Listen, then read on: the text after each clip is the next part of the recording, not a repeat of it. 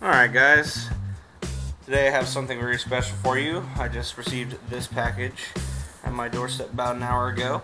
This is from Auxbeam. They make auxiliary lights. And I've been in the market for a minute trying to find something I really liked. And my new friends over at Auxbeam have sent me over something they would like me to check out. So, this is the official unboxing.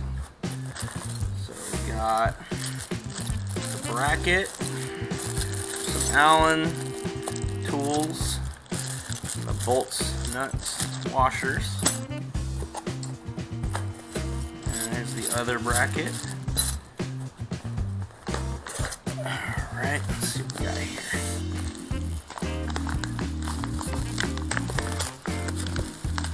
Oh, okay. This is the wiring loom that comes with it.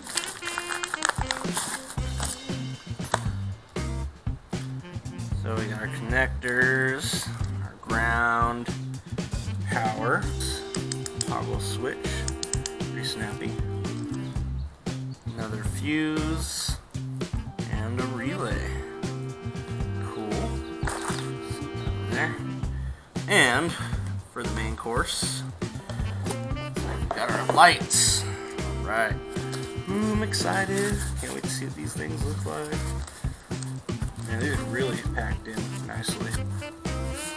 Woo! I like these. Bam! So these are the 5D model.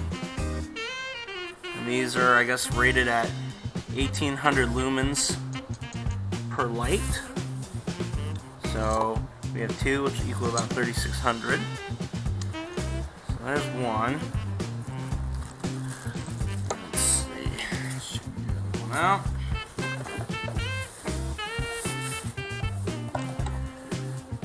Alright. Alright, and there you have it, guys. This is the auxiliary lights Auxbeam has sent over to me. We're going to go ahead and mount these on the crash bars. So I'm going to go figure out what we need to do in order to mount them, and we'll come back to you. Thank you, Auxbeam. You guys rock. Can't wait to try these out. Alrighty guys, as you can see, we've already mounted our flood beams. These are the 5D LED flood beam lights from Auxbeam. They got 6 LED light bulbs in each side for a total of 12. And these are also at 18 watts each, so together it's about a 36 watt output. And they're brighter than hell, so I'm going to go ahead and show you underneath my front fairing. We're going to take that off right now. I'm going to show you guys the wiring, how we mounted everything, and modifications we've made in order to make this better suited for a motorcycle rather than a truck or a car or a Jeep or anything like that. So we'll be right back. I'm going to show you how to take the fairing off, and we're going to go ahead and get into it. Alright, so the first thing we're going to do is we're going to go ahead and remove this bezel. And the reason we're going to do that is because we actually have to take the headlight assembly out in order to remove the fairing. So what you do is you pry back here, behind here, and you just get your fingers in there. And if you have matte paint like me, you want to be very, very careful because your paint will scratch extremely easily. And it just pops out just like that. These 4 clips mount up in here. And we'll go ahead and take that out. Next thing you're going to want to do is to remove the headlight. Now, what you do is you take a size 5 Allen. There's 4 bolts. And these come out hard the whole way, so don't worry. What you also want to do is take a towel like so, put it over your fender to make sure nothing falls out and scratches the fender. So we're going to take these 4 bolts out.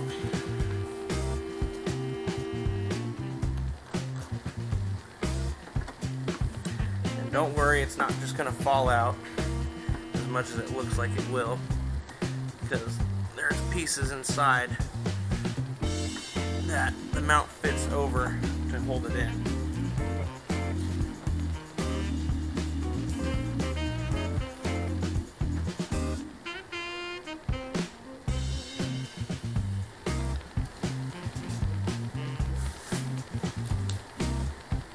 Then what you're going to do is you're going to pull this whole bracket off. And there's two wires back here. Your top bulb is back here, and your bottom bulb is over here. What you want to do, and very carefully, is lift these little tabs up that are holding your light in. Get a tiny little screwdriver and just barely bend it out and lift up. Just pop right off, just like that.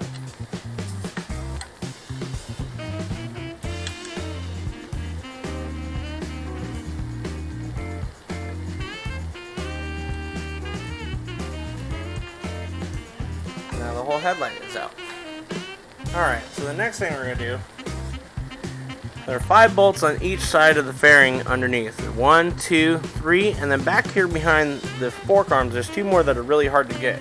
So, you might want to get one of these. It's Allen with a little ball end on it. Helps you get those very hard to access bolts from behind the forks. If you don't have one of these, it's going to be extremely difficult to get out. Trust me, I've done this too many times to know the hard way. So make sure you be extremely careful and get one of these to take these out. Alright, so next what we're going to do, since after you guys get all those bolts out, remove the speaker grills. Now, again, be real careful, just get something you can just pick in there real nice and easy. Just pry it out. And don't get it started, that way you can pull the rest of it out with your hands. That did not want to come out for some reason. Anyway, pop those out.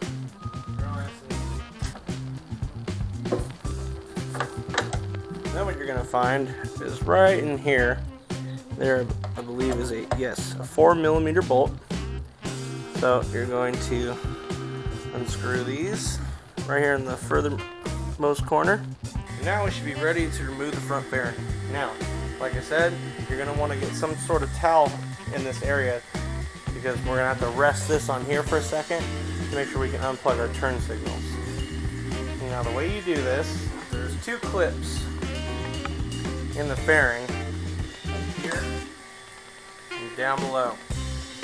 So what you're going to do is pull right here, just like that, and it will pop off just like that. Now, once we get the fairing off, you'll see down in here you have your 2 cables for your turn signal. So, you might want to get a tiny little itty bitty flathead like I'm about to show you in a second. So, go ahead and push on this little tab right here. Alright everybody, so now that we're done taking everything off, I'm going to go ahead and show you where we've mounted and wired everything. So the relay that comes with it, we went ahead and mounted it right here in the bracket that I already had my amplifier mounted to. So if you don't have an amplifier with the mount and the bolts that come with it, go ahead and get a bolt that will fit inside the 2 holes that are right here, and you can just screw it in and mount it there. We then took the wiring harness here and bunched everything up with the switch right here, connector. That way it just sits in here all nice. And then what we did was we took the inner fairing off on the other side and we actually wired the switch all the way through, and now it's mounted in the front. I'll show you that in just a moment. And then we took these the wires that the lights are connected to, fished them through the front, and we'll go ahead and show you the right side first.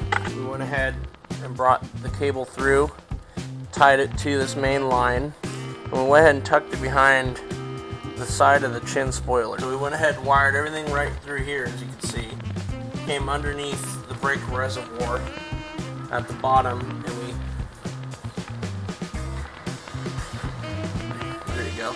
Underneath this brake reservoir, we mounted and clipped everything right here, the light to the wiring harness, and we zip tied all the way up the crash bar here and to where the light is. Now, I drilled through the crash bars in order to mount these, and then the battery is right behind those plates, behind this chin spoiler right here. So you got to take all these 3 plates off. If you got a cross country, it's pretty easy to do.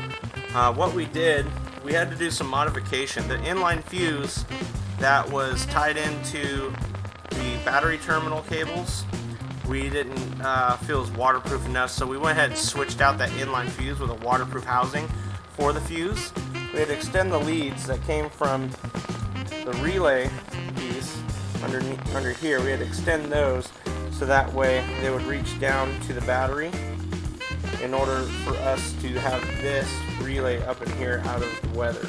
The switch they had was good, but we wanted to make sure we had a more flush switch, because on a cross country, on the dash of the cross country, you'll see this closeout right here for a switch, for a rocker switch.